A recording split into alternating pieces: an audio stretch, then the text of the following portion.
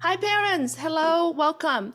Now today we are back with our used to be monthly event of where we have a panel of adult children of parental alienation share about their experiences and speak out about the abuse that they experience, being the alienated children. I want to make sure before I really go on that you can hear me, so please do let me know in the comment where you're calling in from and if you can hear me properly, because we don't want anybody to miss part of this. I want to make sure that the audio is working okay. Today I have with me two adult children of parental alienation, Robert and Max. And as you guys know, I am myself an adult child of parental alienation. So we're gonna share with you the stories. A lot of you guys know my story, so we're gonna focus on Max and Robert's story. And then in the meanwhile, please also let me know your comments and questions, because this is your time to ask about, this is your opportunity to have an insight into what your children might be going through and how they feel. I do have a problem seeing your comment and question. Potentially it's because there's no comment or question yet, maybe, I don't know. But can someone let me know if you can hear or see me, or maybe I just have trouble with seeing the comments. Let me just double check in a different place. I have this problem a lot, because for some reason I don't see comments. Is it because no one comment? No, there are comments. There's definitely comment, but for some reason I'm not seeing it here. I apologize, everyone. Give me just one moment. I want to make sure. Because I see Amy said, "Oh, good. Listen from New York." Katie said, "We can hear you." Jennifer have a thumb up. Katie said, "I can hear you." Thank you. Thank you so much, everyone. We got Lois said, "I can hear you too." So thank you, everyone. Really appreciate you guys. For some reason, it doesn't show me the comments in the panel where it's supposed to normally show me. So, okay. I'm just gonna go on and look at the comments at a different place. So anyway, today we have with us, like I said, Max and Robert. And so let's start out and identify. So Max, you were alienated from which parent? Child. I was alienated from my father. You were alienated from your father, and the alienator is your mother? Yes, the Okay. mother. Okay, and Robert, you were alienated from? I was alienated from my mother. Robert was alienated from his mother, and the alienator was my father and my stepmother. Was his father and the stepmother. Okay, so thank you, Robert, for being here. Because a lot of the time, parents will say that there seems to be a bias, that a lot of people will say that most of the cases that they hear is that mothers alienate children from father. And so it's so important to have somebody like you here, Robert, because I want to make sure people know that this is not a gender issue. Both mothers and father get alienated from their children, and the alienators can be both father and mother. Okay, I see. I see question coming in. Thank you, you guys. I saw a great question from Emily about grandparents, question from Nico. So thank you. Really, really good question. I'm going to hope to address those soon.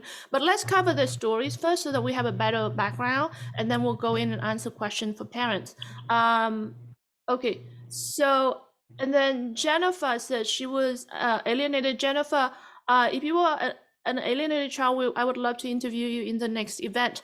Okay, so guys, actually, before I go into the interview, I wanted to remind you guys that we wanted to collect more hearts. So could you guys please help us, as you know, and if you don't know, we have a public awareness campaign about parental alienation called Boundless Love. And with this, we want to have an art installation. And for this to work, we wanted to collect 1,000 heart-shaped cutouts that's about 2 inches in dimension. And on there, you can send messages to your children or to yourself or to the world, but don't put your personal identification information on it. So no phone number, no full name, no email address, anything like that. But we wanted to collect 1,000 hearts. So if you could please help us mail the heart to this address here, Petrodito, P.O. Box 56116, Los Angeles, California 90056. Now, we are working on some amazing location for this art display, and we hope for this art display to travel the world. So I want the world to see 1,000 broken hearts, messages of loving messages from parents to their children, from grandparents to their grandchildren that have been alienated, from friends and family who support this cause, who believe that parental alienation is child abuse and it need to be stopped. So please help us and send hearts to this. So hearts can be of any material. It can be any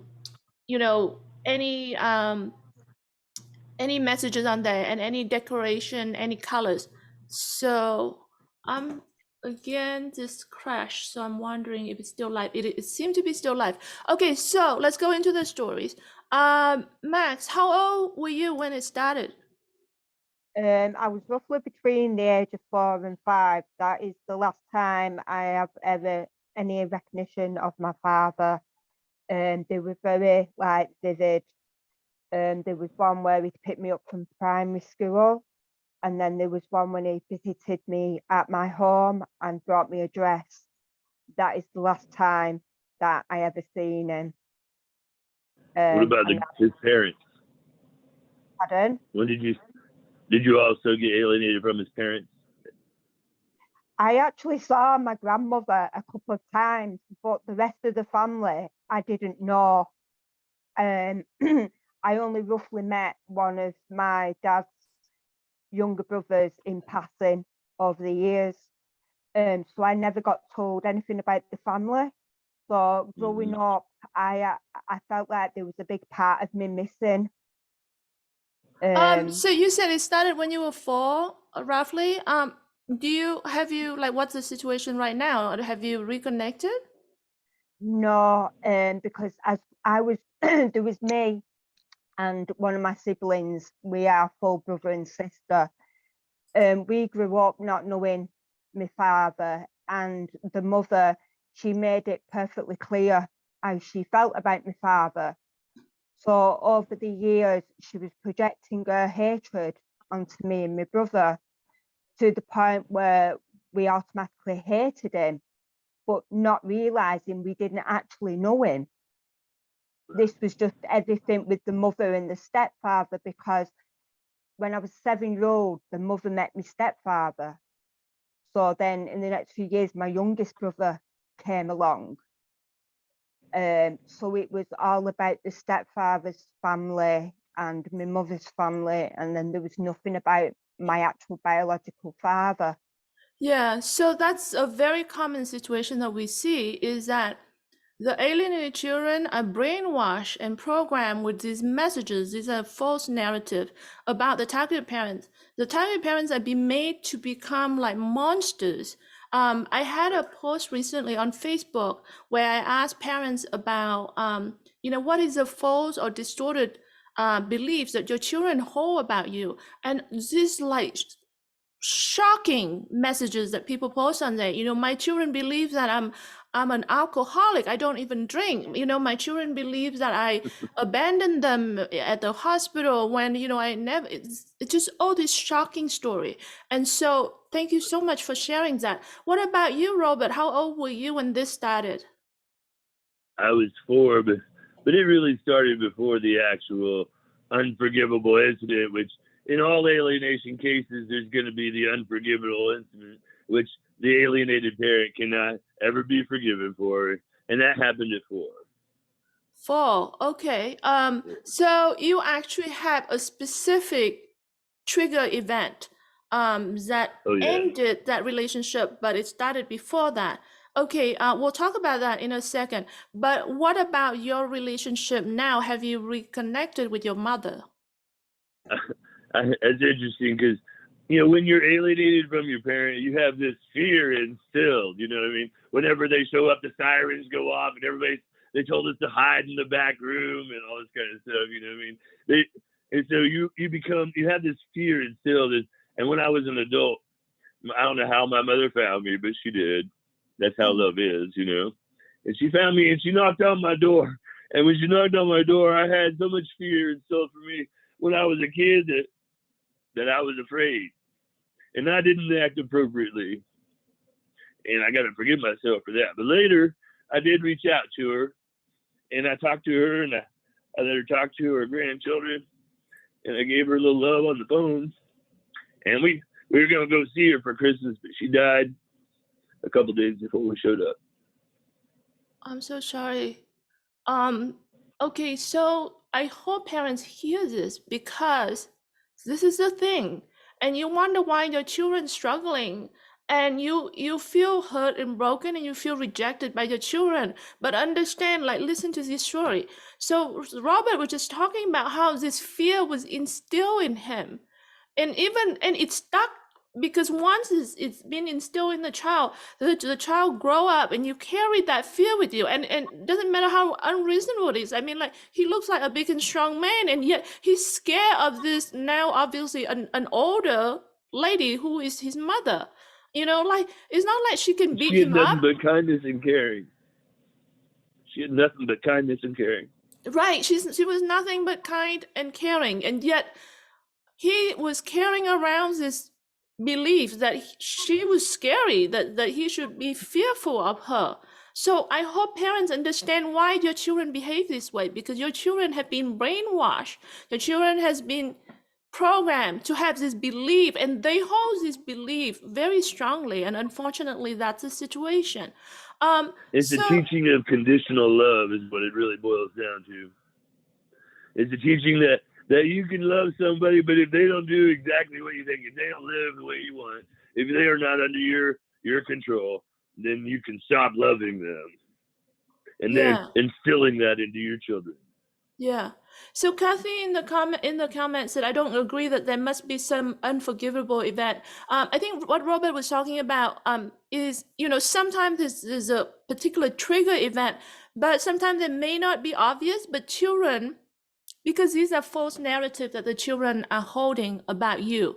And in order to reject you, and in order to be okay with rejecting you, the children must justify it in themselves. And they may not realize it, but subconsciously, they justify their behavior by looking at certain things that you do or say, and say, yeah, this is why I don't have a relationship with my mother or my father. I don't want anything to do with him or her, because he or her don't deserve forgiveness, because, you know, whatever it is. And your children have to justify their behavior, because otherwise the children would not be okay with their own life, because we are human beings. We do have to be okay with our behaviors. Everyone like to think of themselves as reasonable, loving, caring human beings. And so your children, in order to, and especially with the support of the alienators, who is their parents, who they, you know, believe and trust. So together with that, they have to come up with this list of unforgivable traits or events in order to be okay with not seeing you again. There has to be a justification for the judgment. Right. So Max actually covered a little bit of that. Max was saying how her mother was making her father look like a monster, you know, saying how he was horrible and things like that. Max, could you talk a little bit more specifically about this? You know, what kind of things that your mother said about your father, and how much of it did you believe and how much of it you didn't? It was basically an abusive relationship. And I got told the story when I was, there's basically 3 years between me and my middle brother. And when my mother was pregnant with my brother, he apparently pushed her downstairs. She lost a couple of teeth. I had to stay at my grandma and granddad's while she went in hospital. Then there's been times where well, there was a time where I got told he was actually diagnosed as paranoid schizophrenic. That is when I was 15-year-old. And there's just stories like that. And as I've gone into my adulthood and got older and matured, like, I can see things basically falling into place, because I'm having the same treatment now with my own children. So that now has led on to my grandchildren. Yeah, so what Max experience is very common and actually very similar to my situation, as in my mother said, you know, my father cheated on her.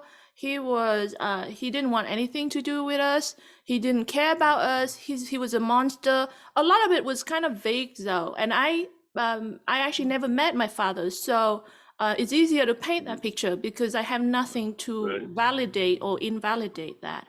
But it still follows the same storyline. Yeah, what about you, Robert? Like what was told about your mother, and tell us about that unforgivable event. Well, first, they judged my mother because they were in Germany. My dad was in the military. They're in Germany, and it turns out, as I learned about the past, that he's sending letters to his best friend's wife, telling her that her and him should be together, and he's mad at my mother for having me. You know what I'm saying? And my brother and sister, and so she's like going into depression because she's in a foreign country in Germany with this guy who's mad at her for getting pregnant and sending letters to some other woman. And so then he gets upset, and I don't really know what happened, but evidently somehow there was some impropriety. But that's people. So they go to where they need to have some love when they ain't getting any. But anyway, so then she ends up back in Texas with us, and he's not helping. And I remember, because all me and my brother and my sister, we remember tasting coffee toast. That's what we lived on, was coffee toast. She'd take bread and pour some coffee over it because we didn't have any money to eat. And she worked at some milk place. I don't know. I was under 4 here, but I remember this pretty clearly. We'd always hope that she'd come home with chocolate milk. You know what I mean? But anyway, so she's starving to death with 3 children, and he's judging her and not helping. And so she sends us to her aunt, right, to stay with her aunt, who's they're in the same town, and to go chase after some guy who she thinks will save the day. You know what I mean? And you got to realize the time back then. It was when I'm 4.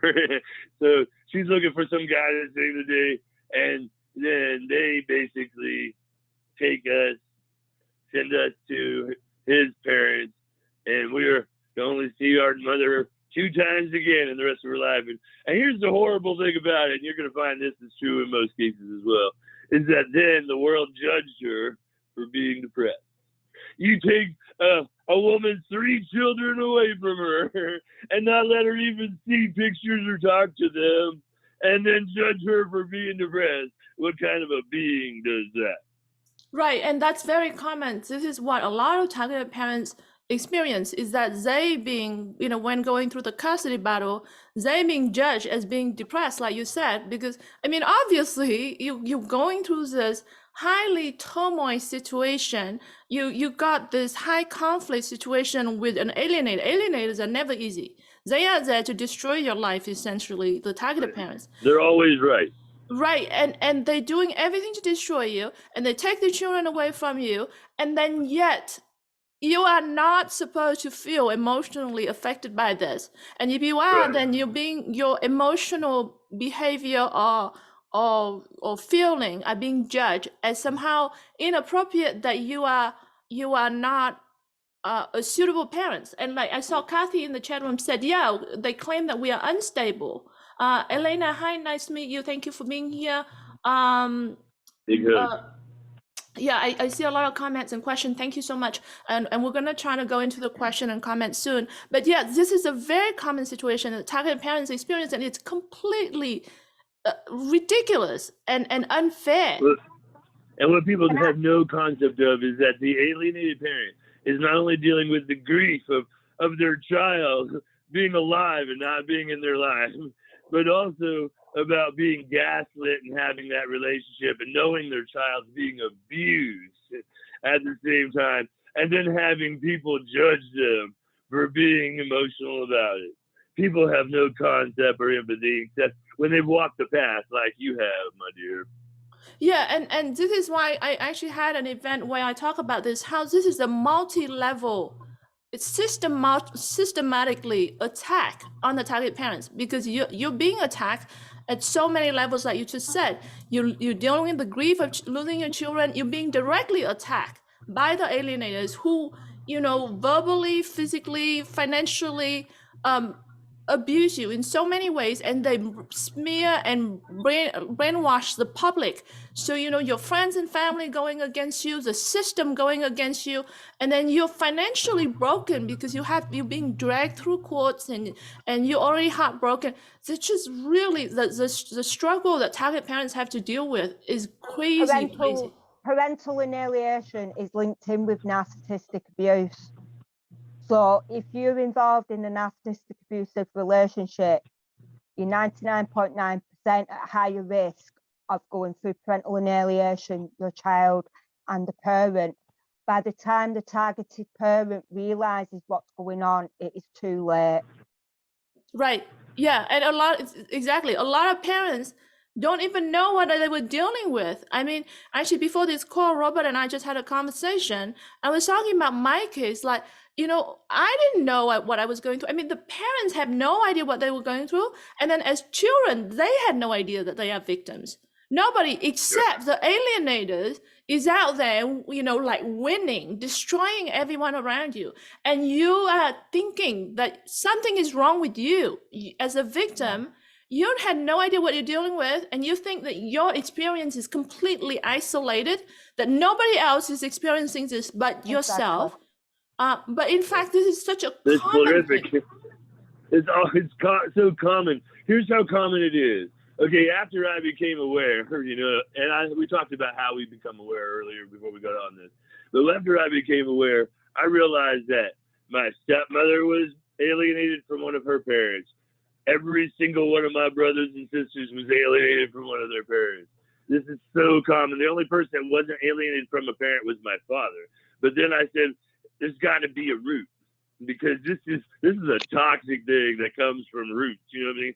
And the root was his father alienated his family. I don't know what happened there, but somehow he was taught conditional love for his grandparents, and then that was the root. So there's always a root. This is a toxic thing. This is not something that is anything but a virus. Yeah, it is definitely a generational thing. If you have experienced parental alienation as a child, you're likely going to become an alienator or a targeted parent as an adult. And then because your children experiencing parental alienation, they are going to grow up with dysfunctional relationship, and they themselves are going to end up being either the target parents or the alienated children, and then it pass on to the grandchildren. So you have the power and the choice to stop it with you. You have the power to stop it with you and fight for your children and get your children back so that it doesn't keep going on and destroying your family life. What the toxin is called? I have a label for it. It's real easy. It's called conditional love. This whole toxin is the teaching of conditional love and the breaking of normal, healthy, unconditional love attachment. And so conditional love is the toxin. Yeah, that's very true. And actually both Max and Robert was talking about the conditional love. So what it is that the children know that you love them unconditionally.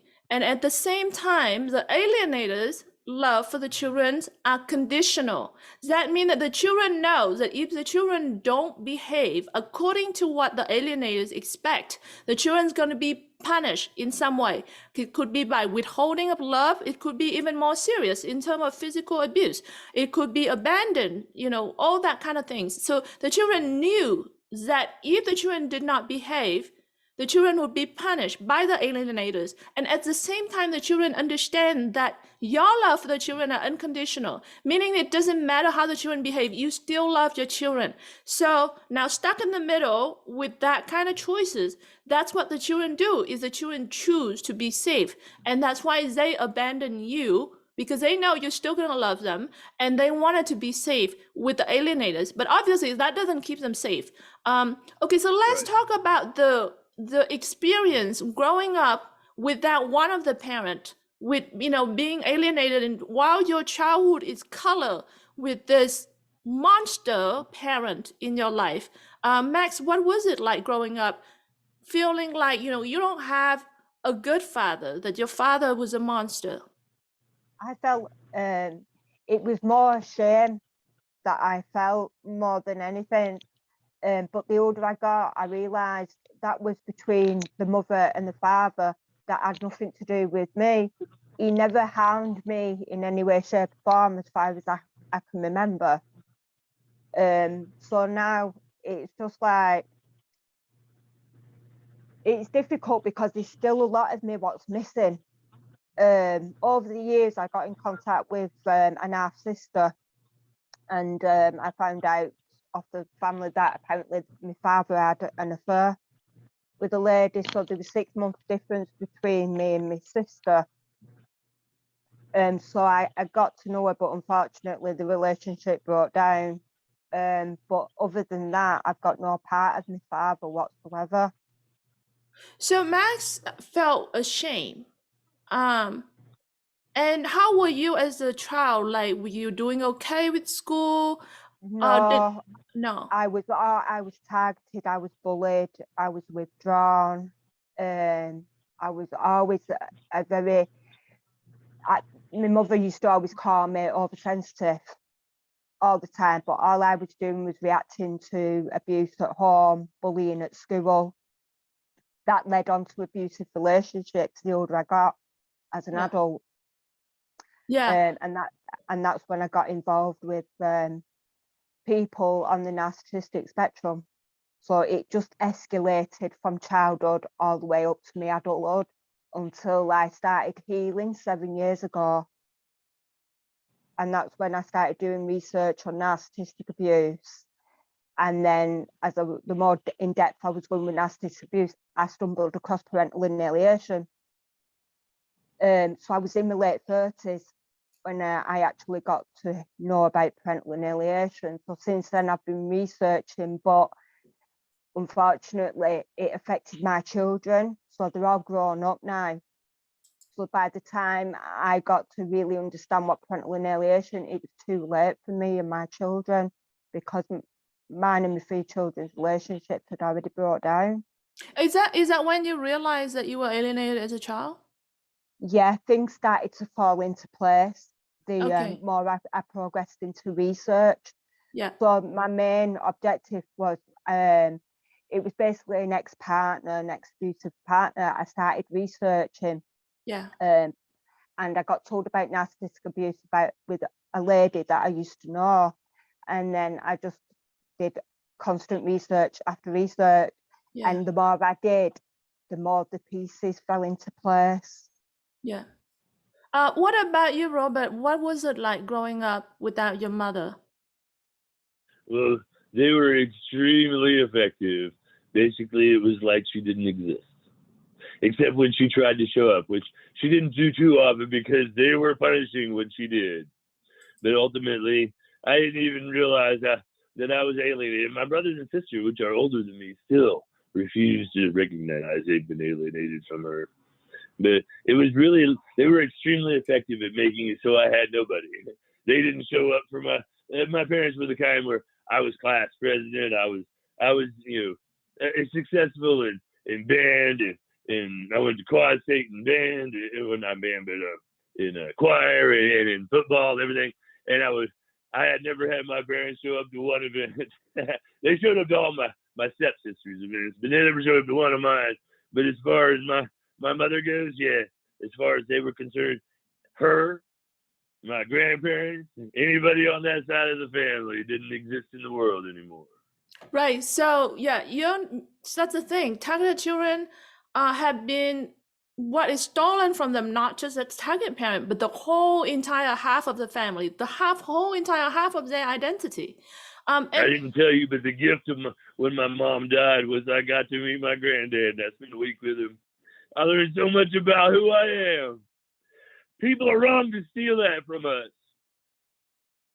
Very, very, very much so.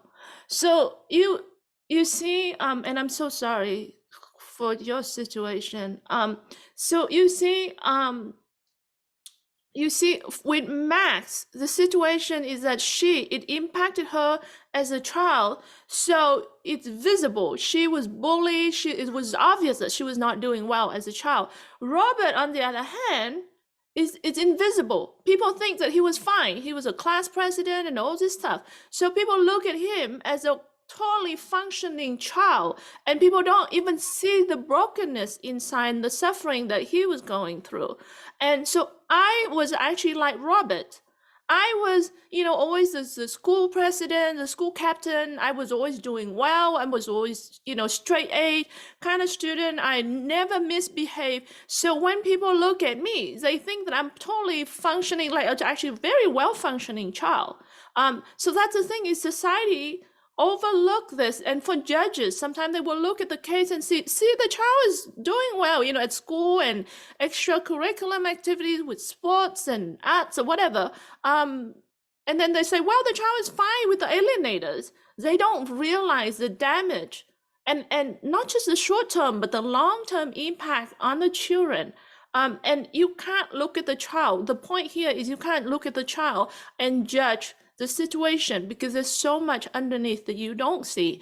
So Max started to cover the impacts of the long-term situation, which is, for her, it translates into adulthood, where she continued with this dysfunctional relationship. She ended up continuing in cycles of these relationships where she continued to be the victims. What because about she was taught conditional love, and so when she went out into the world, then she looked for somebody who loved her based on conditions. And then she found the narcissist, because that's what narcissists do. They find someone looking to be loved by conditional love. And so we've got the only way we break this, if you want the inoculation, is to truly just buckle down and try to learn how to unconditionally love again. It was basically because I had a very controlling mother. So because I was used to them toxic energies, that's where I felt the most comfortable. So until you conditionally loved yourself. Pardon? You conditionally loved yourself. Yes, as soon as you learn how to unconditionally love yourself, you have the keys to the kingdom. Well, that's what I had to do, because to heal from narcissistic abuse, you have to peel back a lot of layers. So it can take years and years and years of healing from narcissistic abuse.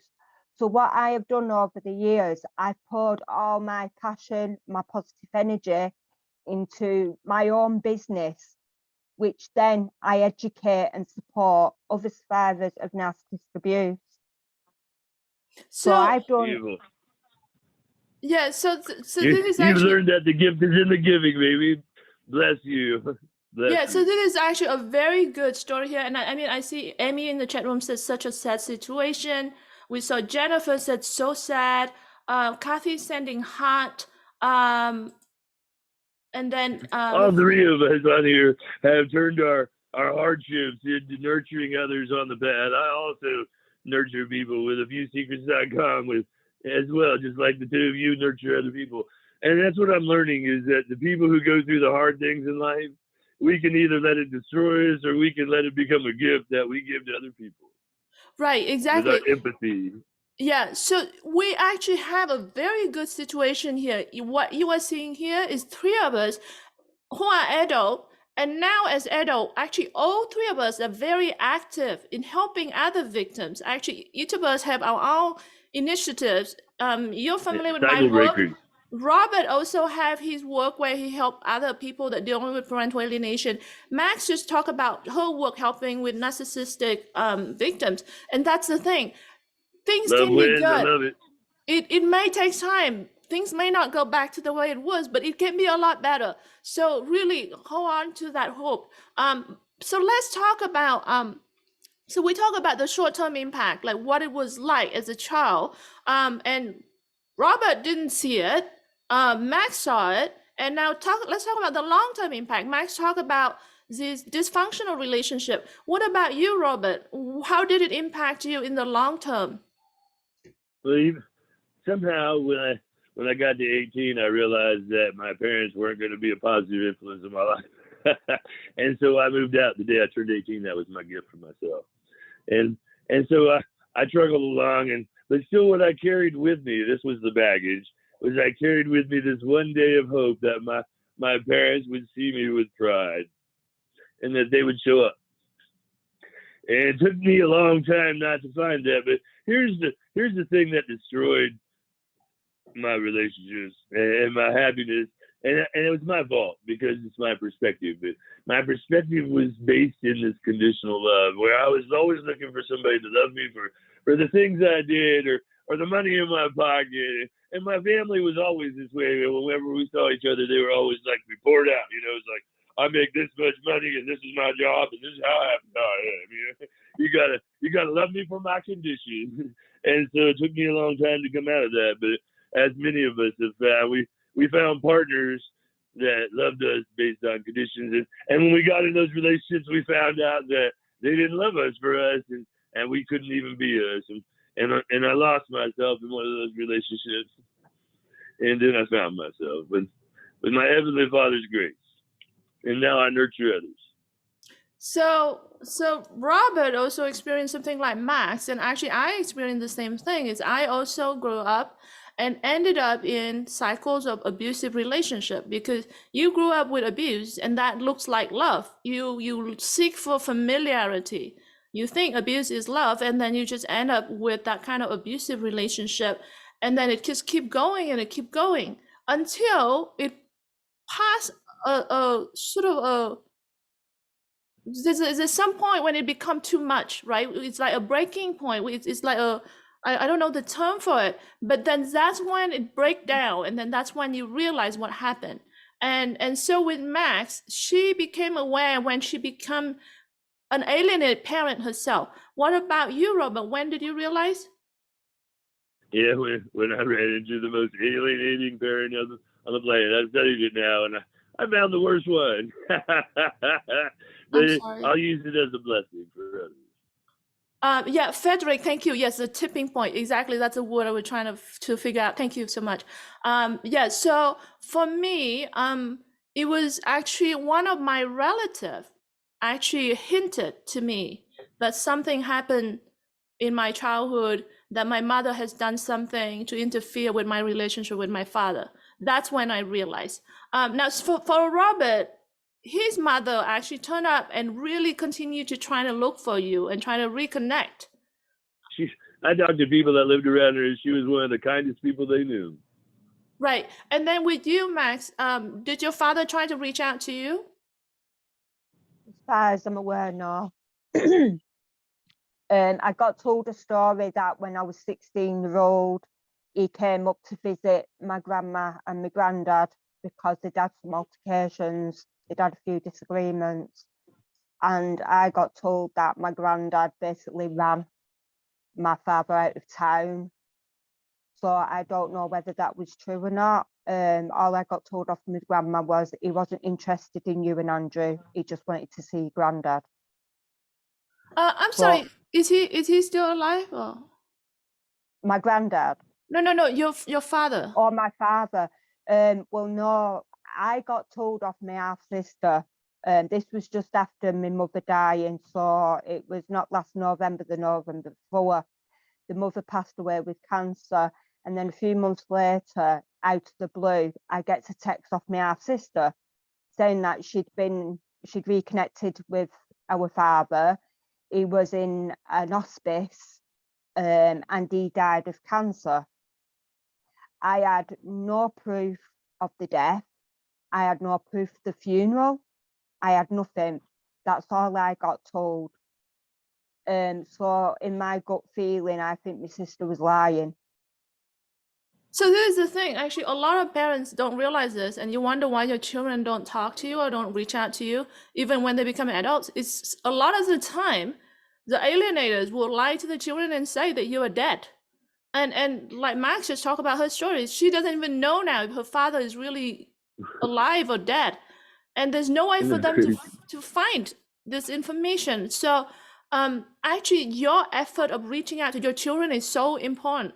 Really, don't ever give up on your children. And we have done events where we talk about how to reach out to your adult children. So look for those videos, but we're going to do more events and show you how to reach out to your children, even when your children refuse to talk to you.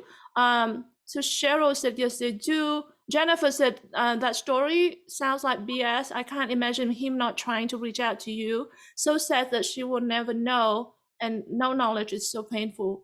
And yes, that's the thing. It's your children. And then you wonder, a lot of parents said, oh, my children are adults now, they should know better. No, they can't. There's no way for them to know better. There's no information, there's no access, there's no way for them to know better.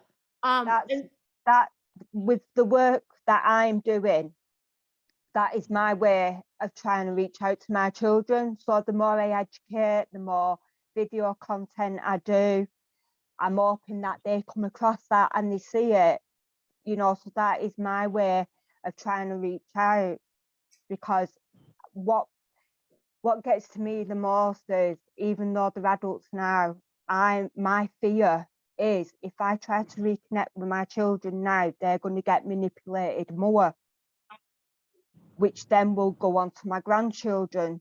So it's a catch-22.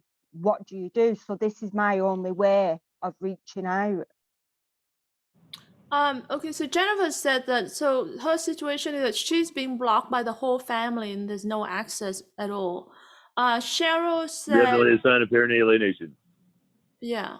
When a whole family side gets blocked out, you got a toxic situation going on, no doubt. And anybody says anything different is completely wrong. Right. Cheryl, talking about parental alienation needs to be taught in schools for sure. So that's why we're working on a flyer for educators. A flyer that we wanted to make a flyers that parents can sort of just distribute that among school, and hopefully the teachers will pick up some of it. The staff member will see it, because this is the thing. Parental alienation is so widespread, and everybody has seen it. Now, when I talk to anybody, really, almost everybody will say, oh yeah, I know so-and-so with this situation, or I experienced this situation.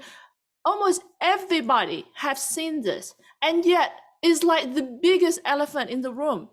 Nobody actually... That's because there's always a beautiful excuse. There's always a beautiful reason why that person deserves judgment. And you deserve to have your relationship with them destroyed. And when we stop letting that happen, we stop letting people, 99.9%, I believe, this is my personal belief, not a statistic, but 99.9% of people who have a child and do not allow the other parent to have a relationship with them are a parent alienator and a child abuser, and they need to face that fact and start realizing they're living with judgmental love, and so they're toxic, because only hurt people, and they are teaching it to our children, and we have to be cycle breakers. We have to be cycle breakers. The only way you're going to break the cycle is if you're in it, and if you're in it now, break it. Amen to that. I agree. So I'm a little passionate about this topic and about the world, because here's the thing. I want to tell you a little snippet of my perspective is that the entire world has been gaslit against our Heavenly Father. We have been alienated against Him, and settled into that for a minute. Maxie was saying something? No, I was just agreeing. I was agreeing with John. Yeah. We have to be the ones that are the cycle breakers. Yes. You know, I mean, I'd advise any parent, if they've got any gut feeling whatsoever, you've got to catch the children at a young age. If you spot any signs, any symptoms, research. Do a lot of research, because that, it kind of saved my sanity. I thought I was going crazy, you know, like you said, Petra, I thought there was something wrong with me. So in my opinion is, if you've got any gut feeling, just research, just look it up, you know, and that, to me, that helped me a lot. Anybody, let me just say a word for you, baby. Anybody from that other side of the family, that other genetic family that you can reach out to, go touch base with them, because you're going to learn some things about yourself, just like I did for my grandfather. And I can't explain how it happens, but you deserve that. Give yourself that gift. Yeah, so I saw a comment earlier where someone said that they don't have any access whatsoever. And then also somebody else comment about how today we in the information age. So there's a lot of access to information, on social medias, and your children are very, technology conscious. So your children are fully aware of social media and things like that. So with my personal story, my father, by the time that I realized this, my father had passed. And for people that are familiar with my story, I've shared this before. What helped me with my healing as an alienated child is that I actually found a website that my father left behind for me with diaries and How letters beautiful is that?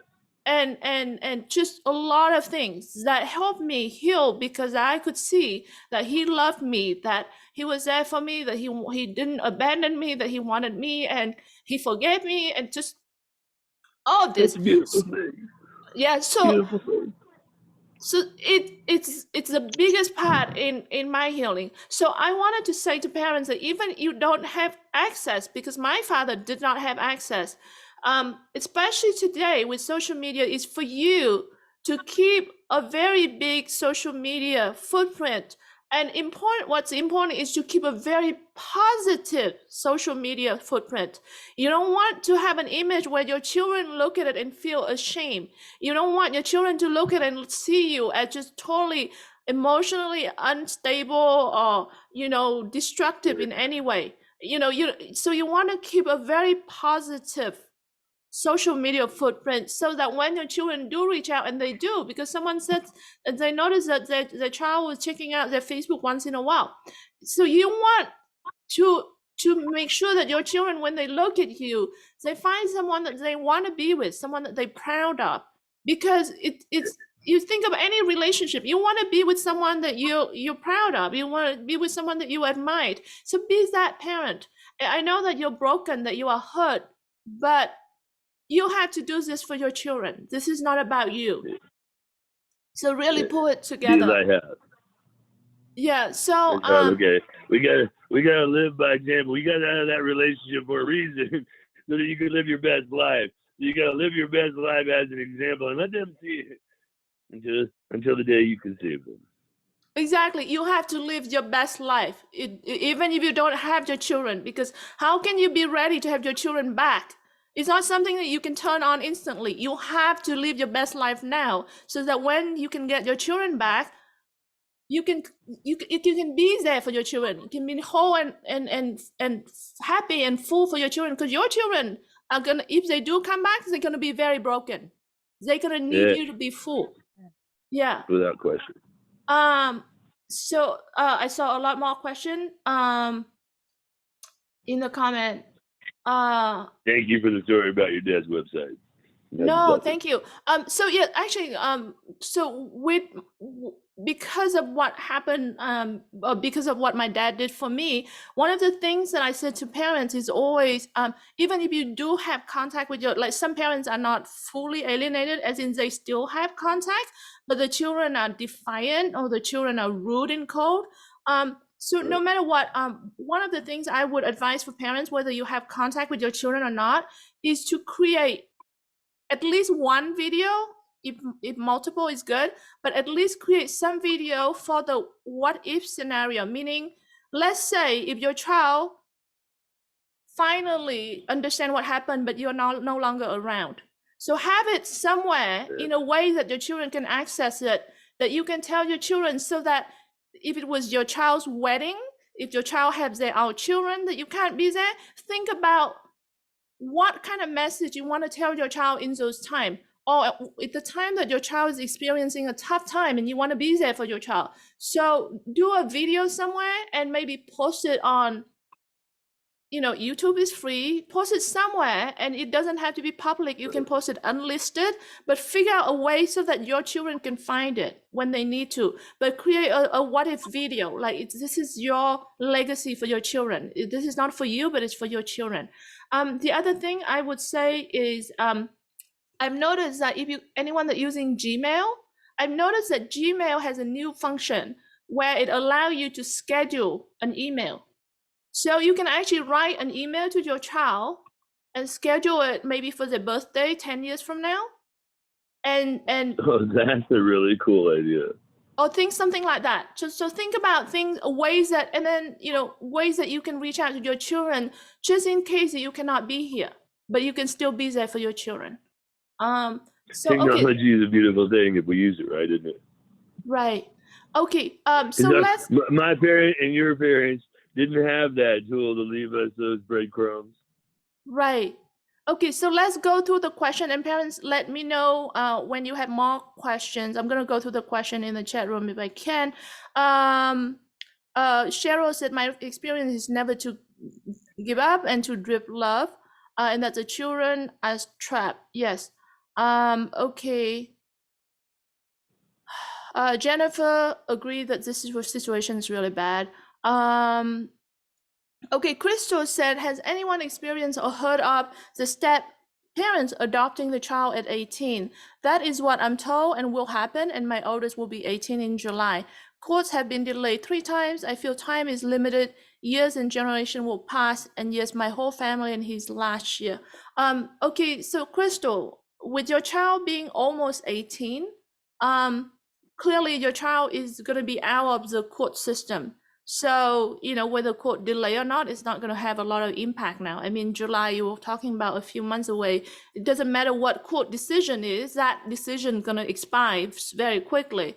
So let's put that aside. There are things that I would say are beyond our control. So your child, when your child become an adult, it be beyond your control if your child get adopted by someone else, because as an adult you get to choose. You can get you know, adult adoption is a legal thing, and you don't have any say in it. But don't let that impact. And yeah, it's very unfair. I'm not saying that this is a right thing. It's unfair, but don't let that impact the process that you do to get your children back. And this is the same with all parents out there. And parents will constantly contact me and say, oh, you know, he files this or she files this false allegation, or there's a CPS call, or there's this adoption situation and my child's this and that. You have to deal with the day-to-day, meaning that if there's a court hearing, you have to prepare and fight for it. But the whole process of getting your children back is not a one-day thing. It's not a short-term thing. It's a whole campaign that have taken a long time to get to this point where the children are alienated. To reverse that is going to take a whole process. So you have to think of this whole process, and don't let anything affect that. You know, whether some activity, something, it's just part of alienation.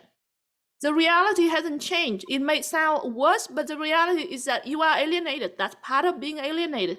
So don't let that somehow destroy you or affect you in any way, but make sure that you shelter yourself and your love from your children from anything that's going on.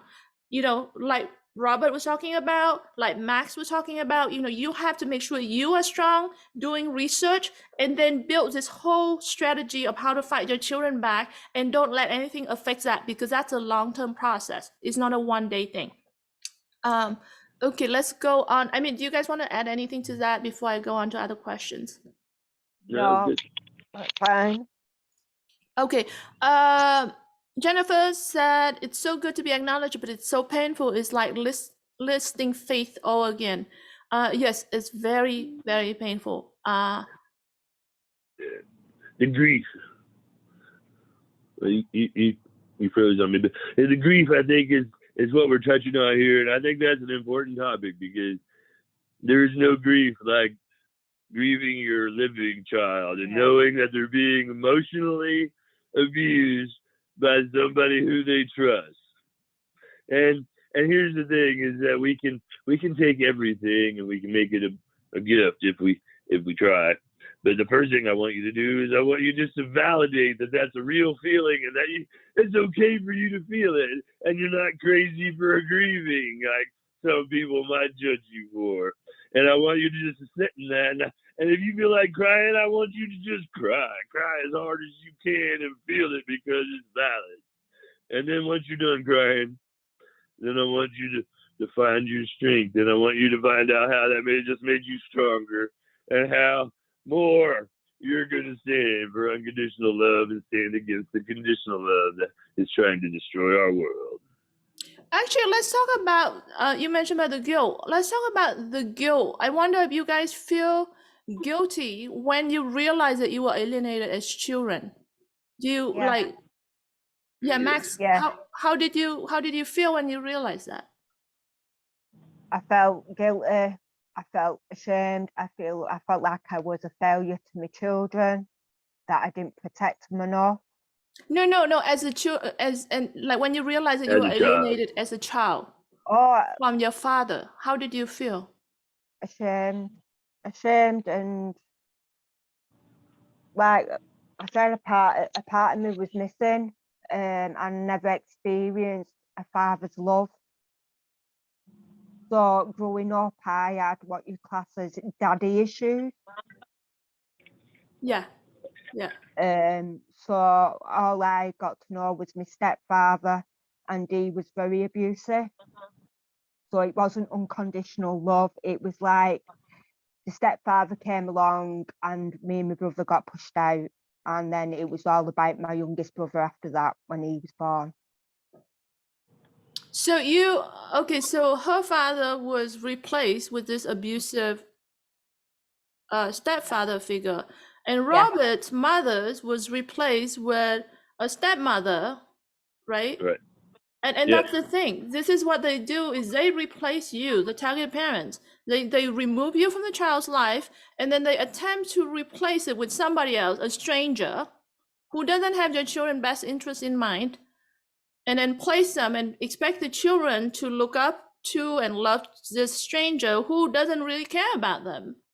Right, and the stranger walks into the situation with the alienated parent already being labeled and judged. You know what I mean? So the stranger walks in and goes, okay, well, they're labeled and judged. And they just go along with that. So we could judge the step-parent. But in truth, the step-parent walked into the situation as it was. Right, and then so yeah, a lot of the times step parents will buy into the story because they only have one side of the story, so they only Right, hear they're never that. going to get the other side. Exactly. Why would they want it? And then sometimes there's also ego too, because they now suddenly winning. They suddenly get to be, put on the pedestal as, see, not even my child, and yet this child loves me or look up to me, right? There's that ego boost. So then it's actually incentivize them to participate in the alienation.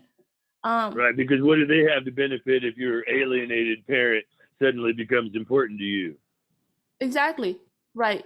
So that's, but how did you feel, Robert, when you found out that you were alienated from your mother? Angry, really angry, and then I try to approach everything with love, kindness, and caring. So I immediately talked to my father about it, and what really made me even more upset, less angry, just upset, was the fact that not only him, but my sisters and brothers, nobody wants to see it, and yet it's as plain as the smile on your face. And that hurt more than anything, is that nobody wants to see it. It's easier not to. It's not that they don't know it's real. It's not that what I said wasn't true. It's just that it's easier not to. And that's the way the devil wins, isn't it? When it's easier not to. So you were angry, and then you also talk about when you get to meet your grandmother in your mother's side, you started to learn a lot about yourself. Oh yeah, I learned so much about the way I just think as a person. It was incredible. I met me for the first time. In my family, I always felt like I must have ran into like some comet or something and got changed because I didn't know who the fuck this family was. You know what I'm saying? Everybody was just not me. And when I met my granddad, I met me. What a beautiful day. That was a gift. That was a gift from my Heavenly Father for sure. So what has been stolen from you is your identity for most of your life. Right. That was stolen from you. So you talk about talking to your father when you realize it, and then they just kind of deny it and they refuse to. Judge. He judged me. He called me a free spirit, as if that's a bad thing. Right, exactly. So when adult children, that's the thing it is so important for target parents to understand is that your children have been indoctrinated all of their life, so it's very unlikely for them to be able to stand up against the alienators, even as Well, an look at me. adult. I'm an adult. I'm 50 years old when I approached my dad, and he still rejected me. Hasn't talked to me a day since. What do you think those little children are going to deal with if they try to stand up for their parents? Right. Yeah, so that's the thing is like even as adult you can't stand up to the alienators. So that's the situation that Robert talked about. And this is the thing, when you have trauma and you have this painful feeling and it's being invalidated, it's actually cause more pain, because in order to heal, really to heal trauma, you have to be able to go into it and get validation, get a sense of understanding, and that's how you start healing. But because you're being invalid, it's like they continue this trauma and continue to make you suffer. Now, so for my case, when I stood up to the alienators, guess what? There's a whole campaign of attack Oh, yeah. launched Yeah, at yeah. me. Yes, yes, it's very common, very common. It's the smear campaign. Yeah, see, you guys see both Robert and Max. This is what we're experiencing. So think about your children, even as adults, how difficult it is for them to reach out to you, because even though they are adult, they are still under this control of these alienators, and it's very And years scary. of ingrained fear and anxiety associated with you. Exactly, yeah. So it's very scary. And for me, really, like, to fight, like, once I stood up to my alienator and confronted her, and the campaign that she then launched against me, I have to tell you, like, those was the worst years of my life. I mean, I grew up with the abuse that she launched on me. Like, I grew up with, being sexually molested as a child and being physically abused consistently as a child, but nothing compared to being an adult and realize that half of your identity and half of your life has been stolen, and the other half is a lie. Right. You That's had true. nothing. Essentially, as an adult, There's you nothing had like that. nothing. Yeah. Yeah, you're You had to essentially find who you really were again.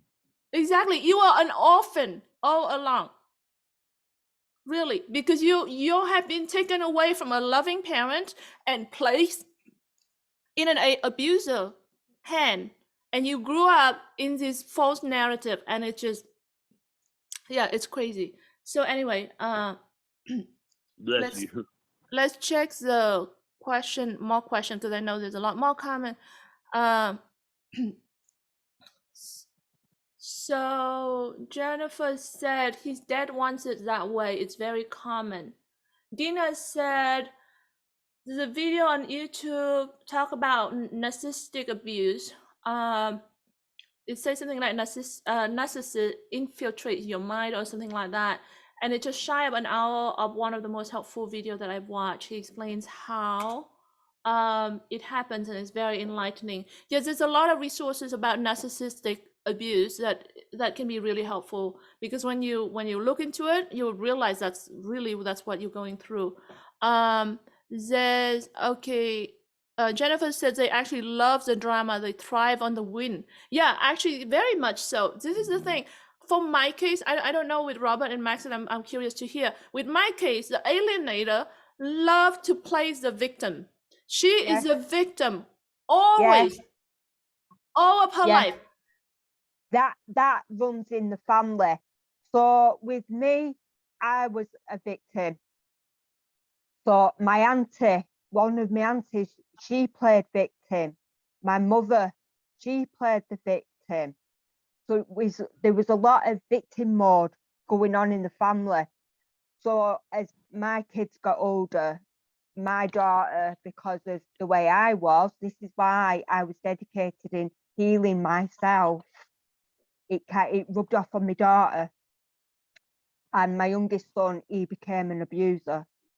Unfortunately, my eldest son, he was annihilated from my side of the family.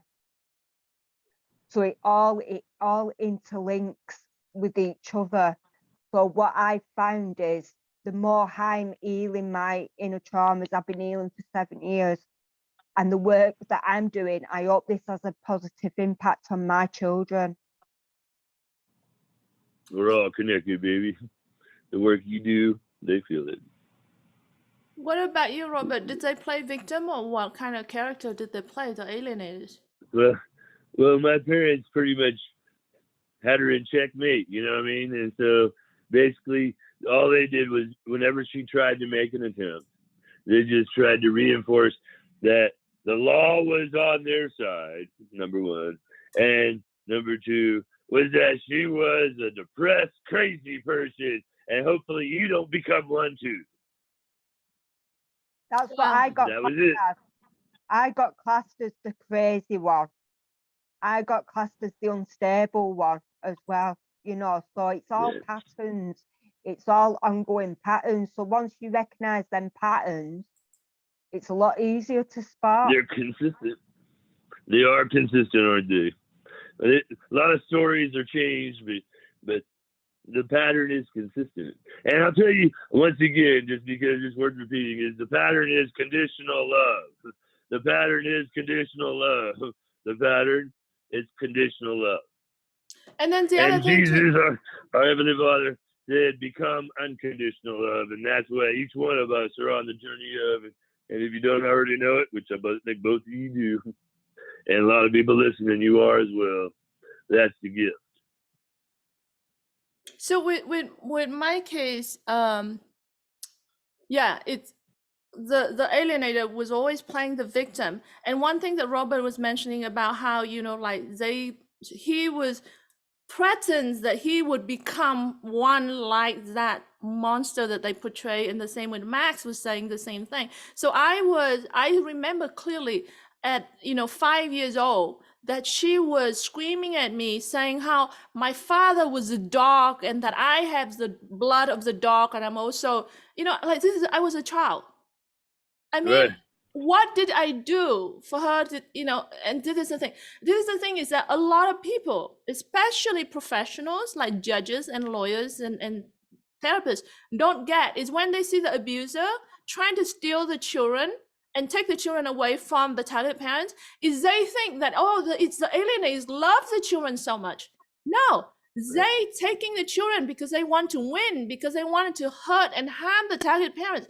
They don't care about the children. The children are simply the tools, the weapons, the toys, the pawn in this whole game that they're playing, and they don't care. And then the reality is when the children are finally in the hand of the alienators don't care about the children. They actually abuse the children. I have My a parents never showed story. up for me. I have a story with my youngest son.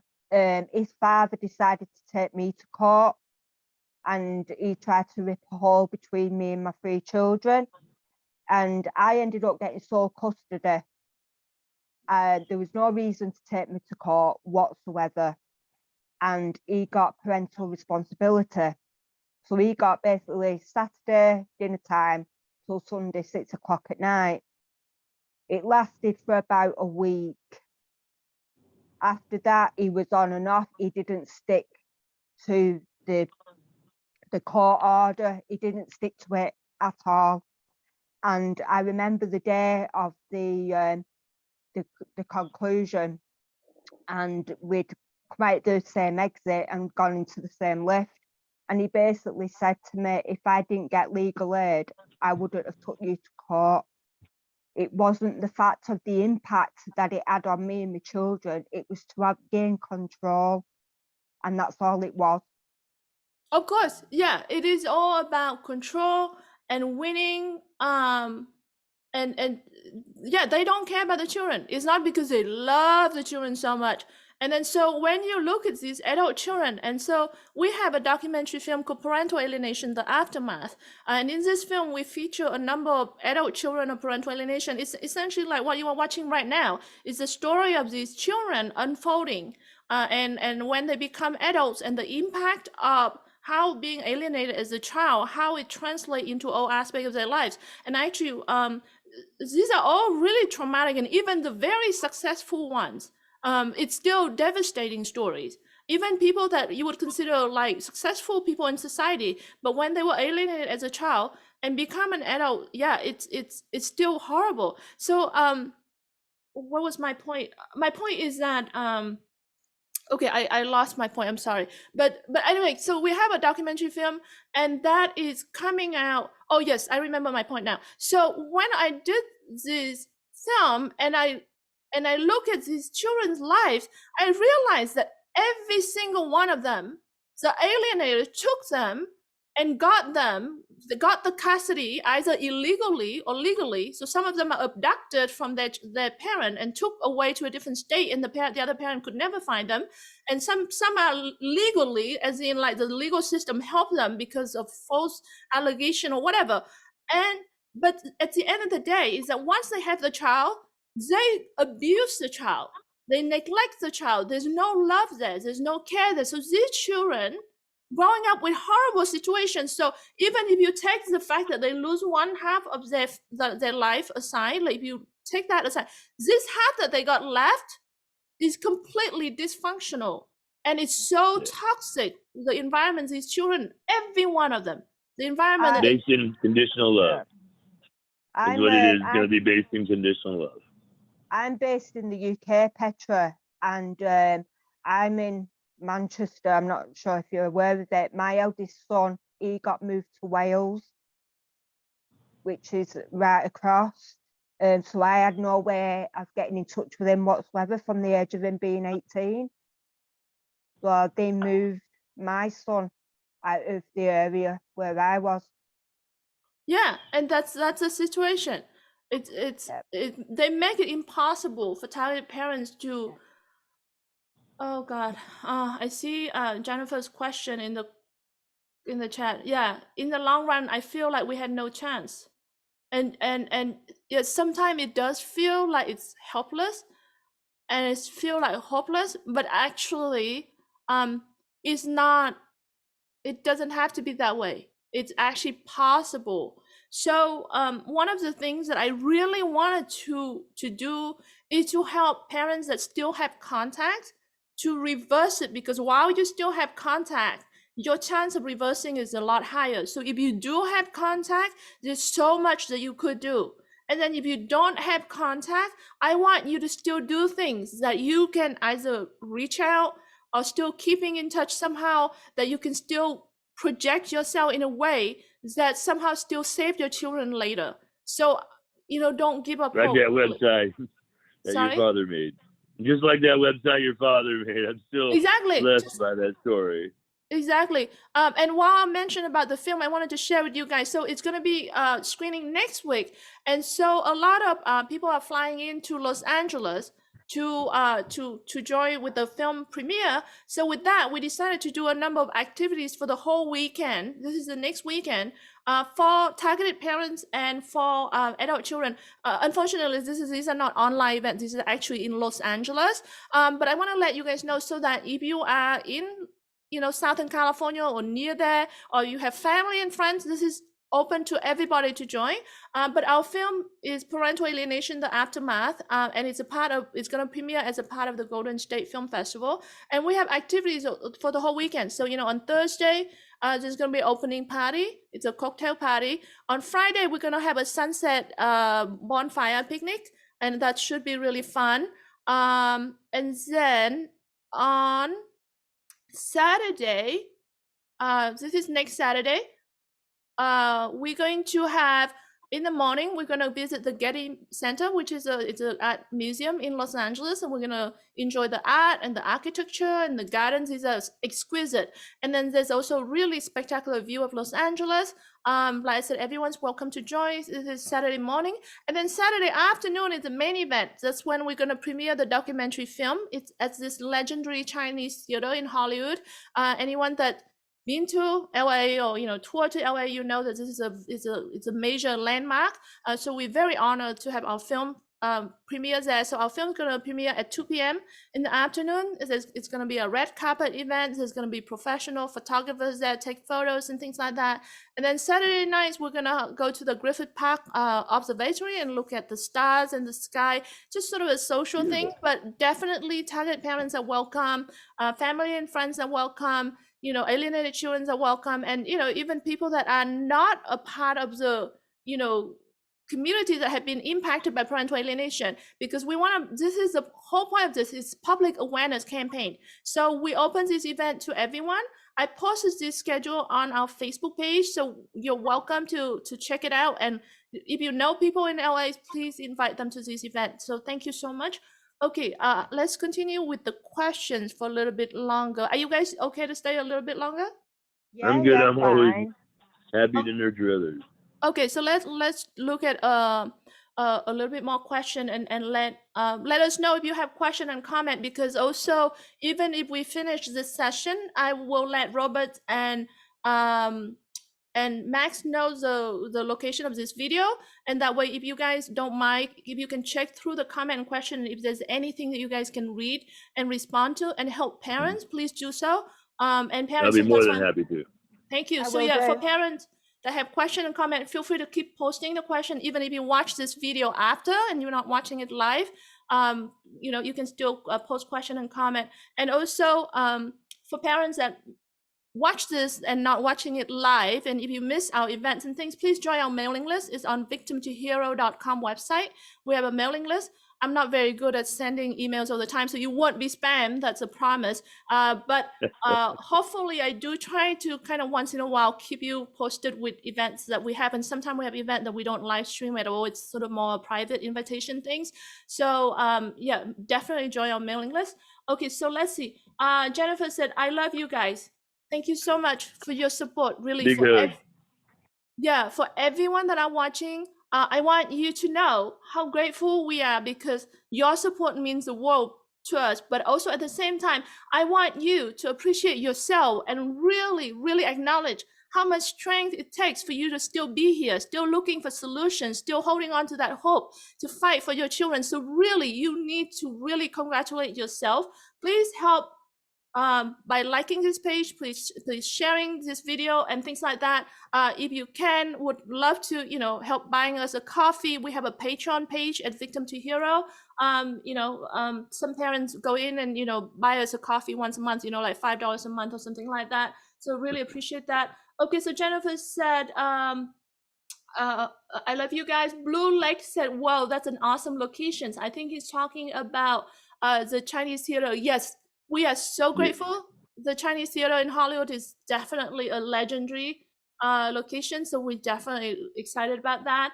Okay, Jessica says the judges in Mexico gives 1 hour per month in parental alienation cases. Jessica, are you talking about 1 hour of custody, like access to your children, or I don't want to comment on something that we don't understand truly the context. So I'm gonna just skip that. And if you want to sounds clarify, like you're giving it some kind of focus, though. That's a good thing. I would be so happy if the recording every nation would give it some more focus. yeah, Because our current court system runs on dollars, and when you are financially and emotionally abused, you have no rights in the United States of America, and that needs to change, especially right. when it comes to this. Yeah. Okay, so Blue Lake said, I recently lost custody due to the opposing judge for my child. I've seen him a few times in past year. He texted me yesterday briefly. What should I respond in order to keep them talking, please? Okay, so we don't know the full context of your case. So obviously, and this is not legal or medical or professional advice in any way. This is just opinions. And opinions is definitely the lowest form of information out there. But I would say that definitely for parents, any kind of communication with your children, any form of contact with your children, you have to focus on the positivity and the future. And your job is to portray yourself as a loving, available, and safe parent. You don't dig on anything in the past. You don't put any of the emotional pain that you have on your children, that's not your children's job. So take care of yourself, take care of your well-being somewhere else. But when it comes to your children, you have to be the safe, positive, loving, open, available parent to your child. So whatever the communication, always think of it in that frame. And I have this thing I call love first. So anytime you do anything, you think about love, how you respond to it, how you understand your child message. Even when your child says something that seems really negative, question yourself, am I reading this in the right context? If I look at this from a love perspective, perhaps I misunderstand this message. And does my child have all the information to understand this correctly? Can I blame my child? You know, he or she is a victim. So definitely keep those things in mind. And focus on building the future. Always communicate about how much love you have for your child and the vision you have for a positive future with your child. Okay, so Jessica said, let's stay positive. Jennifer said, perfect advice. Petra, Robert and Max, do you guys have more advice about how to communicate with the alienated children? I think this is something that we can use not only with our alienated children, but with everyone. And when we respond, remember that everybody is responsible for their response, and we are responsible for our own. And so, first thing is that when someone expresses something, they are expressing either a cry for help or love. And so it's going to be one of the two. And here's the most beautiful thing. I'm going to make this real simple for everybody. The way you respond, the answer to absolutely everything is love. And so before you send that message back, just ask yourself, is this filled with love, kind, caring, and respect for me? And is it love, kind, caring, and respect for them? And if it is, press in. If it isn't, revise. Yeah, that's a good frame. That's a good way of screening your own message. And if you feel really emotionally charged, then it's okay to take a moment, step back, and don't Breathe. respond. Yeah, cry, whatever you need to do. Yeah. Exactly. Don't react, because sometimes the children may sound mean, but you know what? Any kind of response is better than no response. And absolutely. And yeah, even when your children are mean, it's actually, like Robert said, it's a crying for help. It's a crying to say, I want you to do better, investing a relationship between us. I still care enough to be upset with you. And even if they are wrong or misguided, you have to understand where they come from and still have to come with this frame of love. Max, do you have any input, any other comment into this? At the moment, I'm having the silent treatment of all three of my children. So what I've done is I've focused on myself. So I'm going through my whole healing journey. And I'm trying to make a better life and for it to be a lot more healthier. And as each day is going by, I'm becoming stronger and stronger. So it'll get to the point where my children will see me getting on with my life, being happy. So I'm hoping that's what they're going to crave. So I've always said there's a method to my madness. Yeah. So Funny you said that. If I try to reconnect with my children, even though they're adult now and they know right from wrong, it's really difficult to say whether they're going to have been more manipulated. I know for a fact my daughter would be more manipulated by her partner if I try to reconnect. So what I'm doing is the best way I can be, and hopefully my children are keeping tabs on me on social media so they can see what I'm doing. I'm doing well, I'm thriving after abuse. They see that I'm a survivor of narcissistic abuse. So if they see the mother doing it, they know that they can do it. Yeah. So it's having that positive impact and building really strong foundation for when my children do finally come back. Yeah, so I don't really share a lot about how I fought and won my children back. Partly is because my children are still minors; they're not adults yet. So I felt like this is a way of protecting them. So I don't really share a lot about that. But one of the reasons why I feel comfortable being here and helping parents is because I've gone through it as a child, and I have gone through it as a parent that won my children back. So one of the things that I did that I felt was really help was what Max just talked about, which is, so the alienated portrayed it to my children that I was emotionally, I guess unstable is not the right word, but they said, they tell my children that I was chronically depressed. Okay, this is just so far from the truth. Like I'm definitely not a depressed person, despite whatever that's going on in my life. I'm a very optimistic person, but they portray this to the children, and the children actually believe this. And so I had to reverse this. So understand the kind of false narrative that your children are experiencing is very important, because if you understand what's being told about you, then you can help reverse that. And so it was very big priority for me to make sure my children see me authentically as a positive person. So I was always focused on positivity. And then at the same time, you know, I'm working on Victim to Hero to help other parents. And I never talk to my children about my work. I never talk about Victim to Hero. And then one day, it was so surreal to me, is one day my daughter, she's a teenager. She came home and she was laughing and she was really happy. And she talked to me about her school. This is after I got my children back and our relationship repaired. And and still, I never talked to them about my work. And my children, so my daughter came home and said, yeah, it was so funny today at school. My teacher said, you guys, I want you guys to come up with a name of an activist or somebody that have an impact in a social change. And Oh my God, that'd be so and good. then the teacher said, but you cannot use the name of your parents, because even if your parent thinks that, you know, environment is, you know, protecting environment is good, your parent have no real impact in out there. And my daughter said she texts her friend, the two of them sitting in a class, and they were texting each other and they were laughing. And they said, it's so funny because the teacher doesn't even know the kind of impacts that you have out there. And I was so shocked because I have never talked to my children about my work. So talking about children checking out on you on social media, the only way for my daughter to know is to look up my work online. She knows I'm working on something, but she doesn't know what I work on. And yeah, one day she came back and she's like, yeah, my teacher doesn't even know how big the impact you have. So my friend and I texting each other and laughing at him.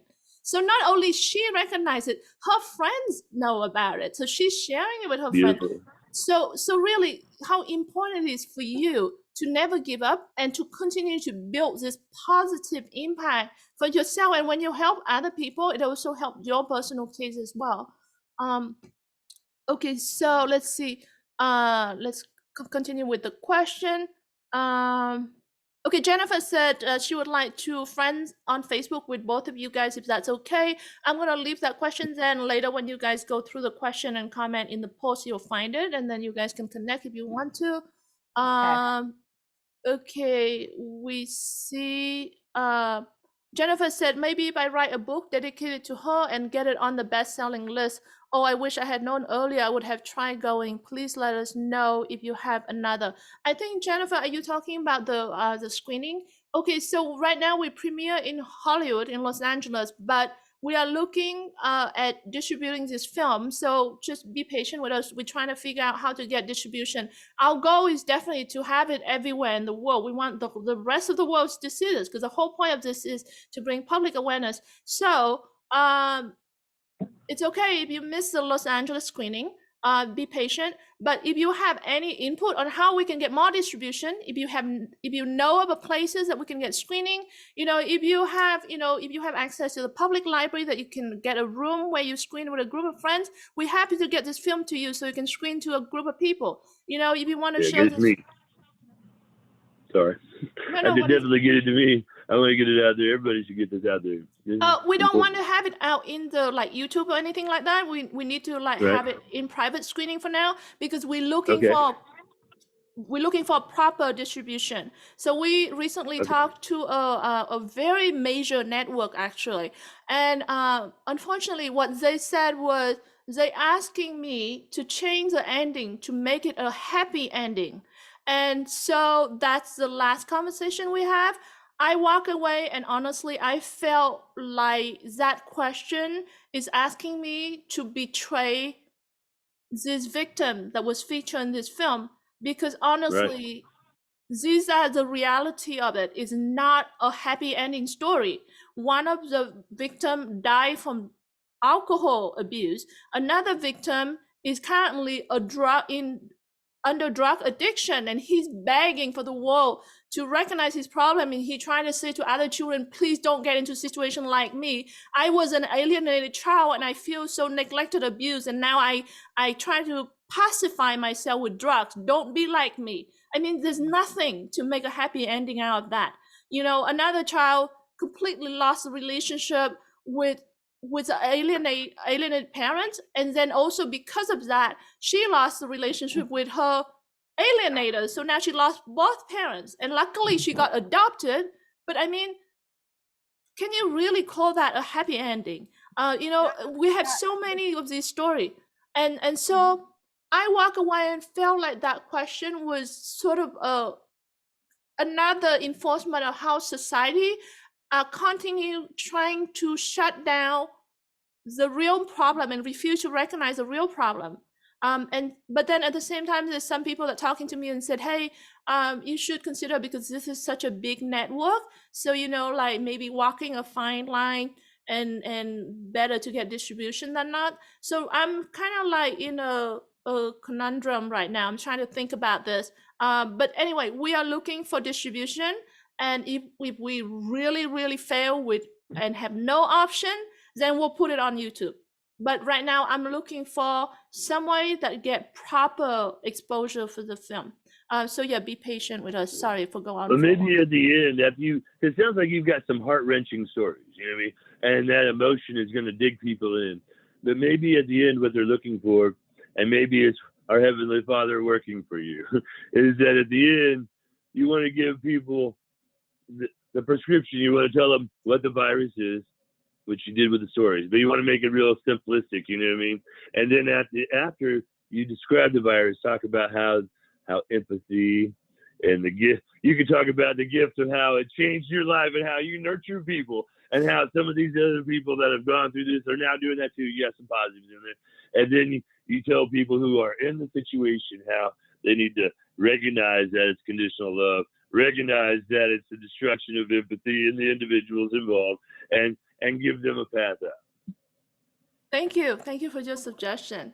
But yeah, for parents, like if you have access to any way of having this film screen to a small group of people, or have any suggestion on distribution, let me know. And yes, Robert, I'll take your input in, and yeah, potentially we may change the ending a little bit or something, but I'll think about that. And then Jennifer, the comment about, she said maybe if I write a book dedicated to my daughter and get it on the best-selling list. Okay, now that is great, but I wanted to let you know that you don't have to move mountain. You know, like when you say, oh, I have to get on the best-selling list, it seems impossible. And I think it's nice to have really big goal, but don't do anything that make you feel that it's impossible to the point that it prevent you from taking action. Even just having some positive posts on your Facebook, or you know, creating, like my father did a simple website, and actually he used a free website, which is a Google site. You know, Google site is free. Things like that. You know, there's ways that you can do things that you that it doesn't have to move the mountain and still can have a huge impact on your children. So you know, if you can have big goal and it doesn't stop you from doing it, then yeah, go for it. But what I just don't want is for you to set something up that is you feel like it's not possible, and it prevent you from taking any kind of actions at all. Okay. Jennifer said in And the I would long. say, let me add on to that. Don't use judgment of the other parent to try to get your kid back. You're not going to win in this with anything but unconditional love. So you got to learn to forgive the abuser. And I know that sounds hard, but you got to forgive the abuser so that you can give everyone unconditional love. Right. Max, you were going to say something? I don't agree with that. I don't think you have to forgive the abuser. what you do have to do is separate your kids from the abuser. So you have your issues between that abuser and you don't bring your children into it. You have to forgive yourself Right. at the end of the day. Oh yeah. You know, Everyone. and then once you forgive yourself, then that's when your healing starts. Yeah.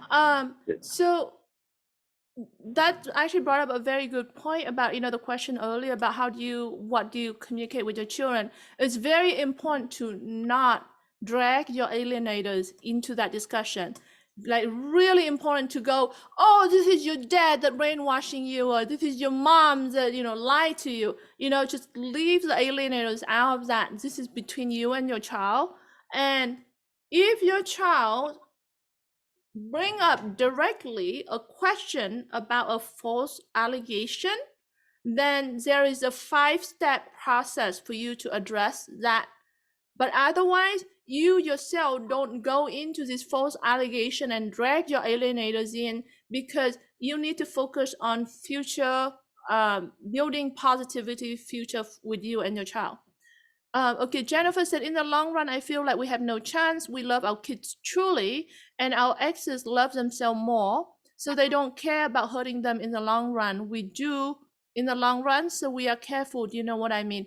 Yeah, for sure. I think we talk about this over about, unconditional love and conditional love, and and narcissistic abuse. And yeah, because these are narcissistic personalities, so they really don't care about people. Jennifer asked, Petra, when did you realize the alienation? I think I answered that. This was about 2 years ago. And actually, when I realized that I was alienated as a child was when I launched VictimToHero. So the moment I became aware of the term parental alienation, I started to read a lot about it, and then I started VictimToHero in the form of a blog under a different name. And then very quickly, within, I guess, like maybe a few weeks, I decided to change it to VictimToHero. And so pretty much the point that I realized that I was alienated as a child was the launch of VictimToHero. That awareness was everything, because I realized that my life was stolen from me, and I'm not okay for that to continue with other children. And so that's why I'm here, because I realized that as alienated children, we don't have any power to save ourselves. It's you, Right. the targeted parents. As helpless as you feel, as hopeless as you feel, you're the only one that can save your children. And so that's why I am here, because I want to empower you to save your children, because I don't want your children to go through what I went through, what Robert went through, what Max went through. We need to save our next generation. We need to end this so that it doesn't keep going on to future generation and future generations. Cycle break.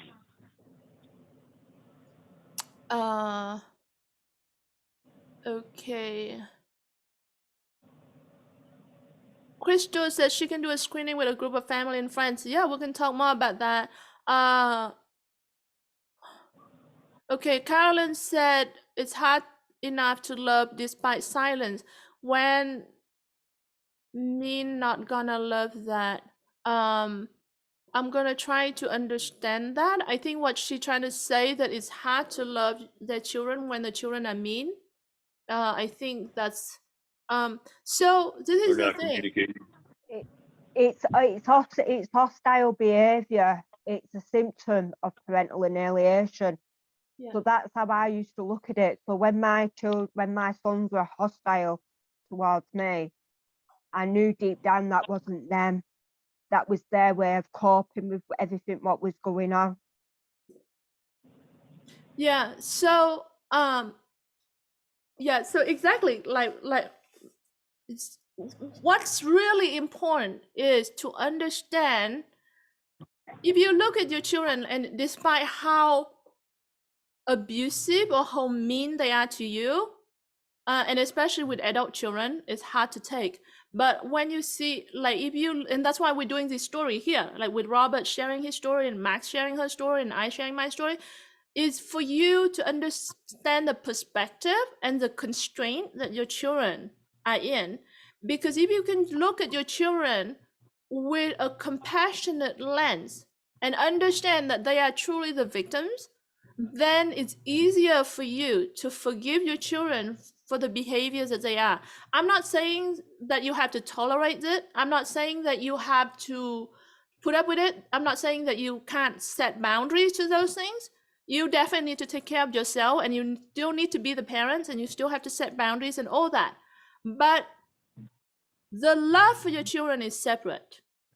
I hope that makes sense. Is that you still need to look at your children with the compassionate lens, and you are here in this event, is hopefully you see what we were put through as children and why your children as adults may not recognize what they're doing and may not understand what they're doing. And if you have that compassionate lens to understand that your children are just victims, then you can easier to forgive them and you can still love them, but it doesn't stop you from setting appropriate boundaries.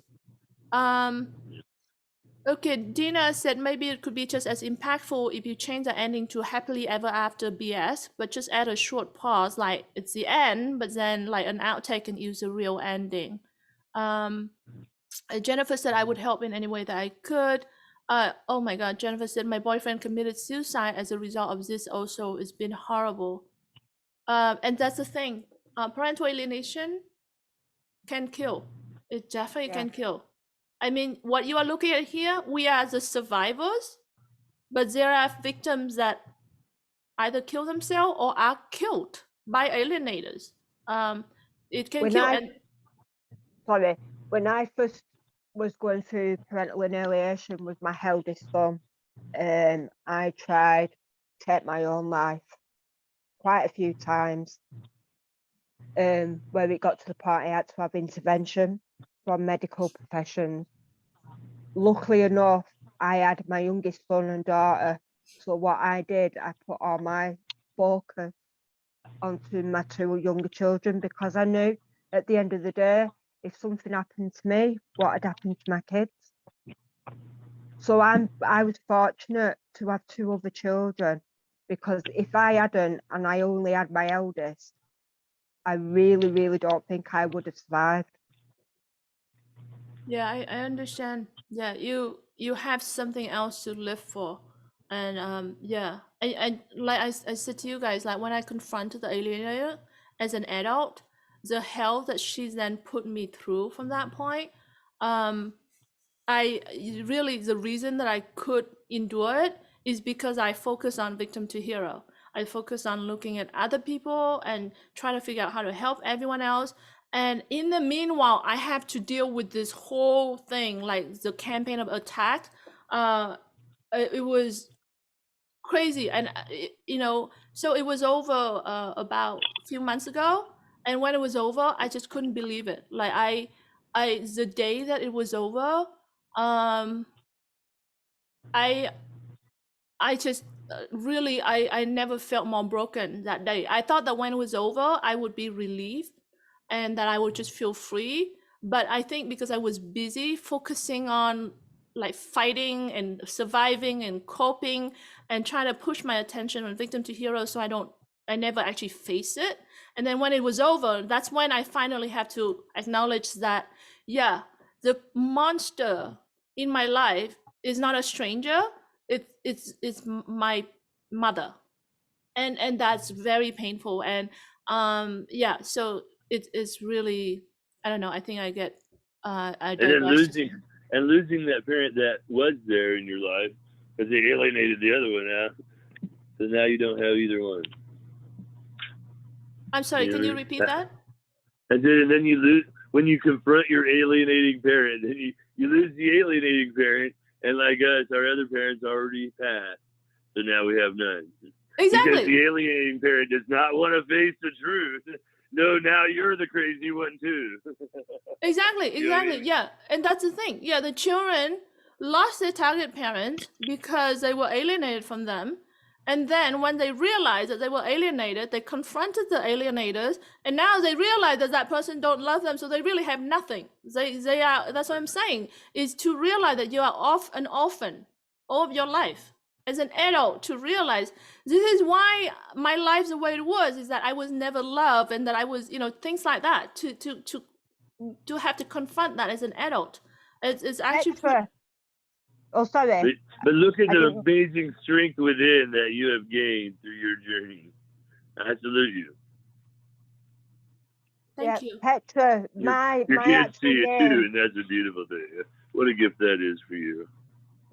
My actual name for my business is Orphan Annie, Narcissistic Abuse Survivor Centre. So I always nicknamed myself as an orphan from being a very young age. So now I've named my business after orphan. Yeah, definitely. The sense of being an orphan. What an amazing time we live in. I just have to say this. In the past, the people in our boat had no oars, but look at us. We've all been finding oars of our own to try to help change the situation in the world for everyone. What a beautiful time to live in. For sure, these are like really good stories, and that's what I hope talented parents to see, that your children, things can be fixed, things can be more powerful than ever. You yourself can be the powerful story, and you can help your children to be the powerful story. So with Robert, like his mom continued to reach out. My father reached out beyond his death, and really, it's so important. Like, don't give up, for sure. Okay, so Frederick said, during my marriage, I was accused for having Asperger and Tourette. And in order to heal from the narc abuse, I had myself checked. And of course, there was no truth in that. And it was just a part of the gaslighting campaign. The alienators will come up with just the most outrageous stories and narratives and false allegations. They get so creative, and it's just the most ridiculous things possible, unfortunately. And they can ingrain those crazy scenarios into the children by using techniques like asking them leading questions at night about memories that actually occurred, and reframing. Because every time we draw a memory up in our mind, then we only remember the last time we remembered it. So they do this every night, and just it continues to change, and before you know it, that whole memory is just fictitious. Right. So Blue Lake said, my teen was hospital for 10 days after self-harming. They only seen me 2 days last year, and the ex-NAC still blamed me for the hospitalization and said it wasn't about me at all, and spoke to my child more in the hospital than I had in a year. My eldest has been a rock, but just left for college and doing well. I'm grateful that he's there and still needs me to be here for him. And so that's the thing. Children suffer from a lot of consequences. The alienated children suffer from a lot of consequences from alienation. And the children are caught in the middle, but it's really you're talking about self-esteem issue, trust issue, relationship issue, like we were talking about. Stuck in the victim mode and then end up in dysfunctional relationship, and then they end up being abused, or they become the abusers. And then you're talking about alcohol and drug dependency, complex PTSD. We talk about self-harm and suicidal ideation, like Blue Lake was just talking about his situation. Let's see. I wanted to make sure. I know that we're running out of time. I only have a few more minutes. Let's see. Jennifer said, "Oh my God, Robert, you just pack it." And then Gina said, "Choose someone actually understand is very essential." Crystal said, "My kids hardly see the other parent because of work, and it's by that parent's choice. I was always around and made sure to work around them being with us, so they never felt like I was there." The kids always said, wish they could spend more time with the other parent, but they got all the time with me, and now they ran away to not see the other parent, and now they don't come around. They don't have hardly any time at all with either of the parents. Yeah, because that's the thing. Your children are alienated. There's no logic in this at all. Yeah, I understand It's what a you mean. value system thing, isn't it? When you say it's a value system thing, because I find that the people who live in the ego, they value the dollar. They'll spend all their time at work and never even pay attention to things that are really important in life. You know what I mean? And then you have the people who, like yourself, and all three of us here, and I imagine most of the people listening, who have learned that the real important thing is the relationships, because us nurturing each other, we can bring that with us. The dollars will be left behind. But I think that's a trait, because my father, again, alienated me against my mother. He was never there. He was always at work. When he was there, I had to squeeze my way in to try to have it. I had to be interested in what he was doing in order to have time with him. You know what I mean? Because that's the pattern. It's about and him. So it's not to be about lost you. at work is just part of it. Huh? Sorry, what? I was saying it was about him. It was not about you. The relationship. Right. Yeah. And still, even now, right? Because I talked to him about what was important to me, and I was kind and caring about it. I said, I understand that we're all people, and you're going through your thing at the time, but this is what happened, and I don't think that it was right that you took away my ability to have the knowledge of who my mother even was, really. You know what I mean? And then now I don't have him in my life, but it's a blessing because I don't have that judgment. But I Okay. still love him. You know what I mean? Because I'm unconditional love. I'm responsible for my response. He's responsible for his. He can judge me all day long for being awake to what happened, and I can forgive him and I can love him back with unconditional love, because that's who I am. Very good. Okay, so we actually out of time. I really can't stay longer, but I wanted to wrap this up with a few things. One is that please help by liking this video, and please share it. Parents, please continue to post your comment and question, because I'm going to ask Robert and Max to later go into the videos and go through all the comments. And, if you guys can help any parents with your further insight in any way, please do help. Be happy to. Please respond. I'm also going to check it out later. And if there's something, especially parents, if you have suggestions or questions for, the kind of event that I should do in the future, people that I should interview, let me know, the kind of content or guidance that you want, any kind of topic, let us know, because that way I can build events around what you need to help you. So definitely do that. And then also, like I said, join our mailing list on VictimToHero.com website. I wanted to give Max and Robert a moment to give any final parting thoughts for other targeted parents out there, and then for any adult alienated children, or even doesn't have to be adult, any alienated children out there. So take a moment, and if you guys wanted to just give some parting thoughts for those. And Jennifer said, thanks again, a lot of love to everyone, and stay strong. Thank you so much. So yeah, and then like I said, we have the screening in the next week. So if you guys are in LA in any way, please participate. And then definitely mail me hearts, because come on, we have so many of us that's going through this, that suffers this. So it shouldn't be hard for me to collect 1,000 hearts. I only need 1,000. So please help me. I have a few hundreds, but we are still far from 1,000. April 25th is Parental Alienation Awareness Day, and I'm really hoping that I get it before then, so that we can have the display at a very important location. So please help me. You can send as many hearts as you want. You can ask anybody that support, that understand, that want to participate, please ask them to send as many hearts as they can. Just don't have any personal information like, full name or anything that can identify you, email address or anything like that. But other than that, you can put any message on it, to the world, to yourself, to your children. No message, is up to you. Any decoration, any material, wood, plastic, paper, cardboard, whatever you want to give. But please send us as many hearts as you can. Okay, so Robert, do you want to do a closing thought? Sure. Should I say that, first of all, my name's Robert Anderson Loveland, so y'all can find me on any social media, and I nurture many all around the world, because this is not a problem in one nation. Actually, I'm not sure, but I think you might have 3 nations on this call right here. Am I right? Okay, I'm so this from is a UK, world yeah. problem, and I'm it from actually the goes UK. beyond parent and children. It goes to all the way our society is being run. And so I would just say, no matter where you are at in your life, realize that you're there on purpose. And this is a very special time. And if you feel in your heart, just like these 2 beautiful souls here did, that they are ready to make a difference in the world, then this is the time to do it. And I want you to have those conversations with our Heavenly Father.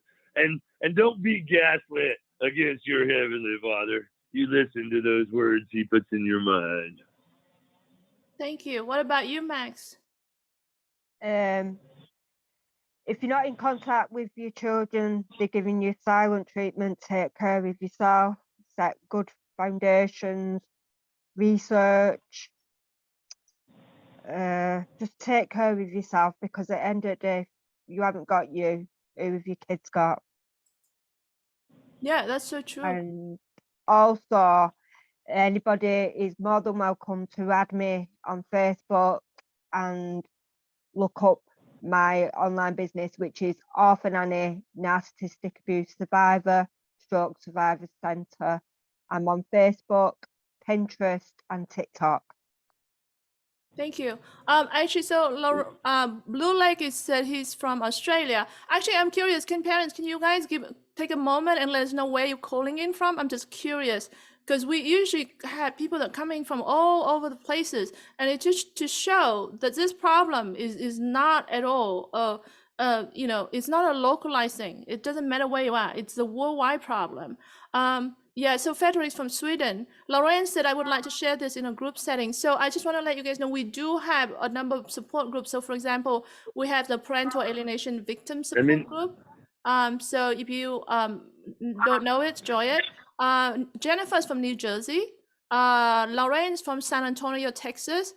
Crystal's from Iowa. Lorraine, I do a lot of lobbying activities in Texas because I'm trying to change the law in Texas. And I would love your support, because anytime when we do lobbying, the more parents, the more people in that state support us, the better, because we need our legislator to see that we have local support. So yeah, definitely would love your support there.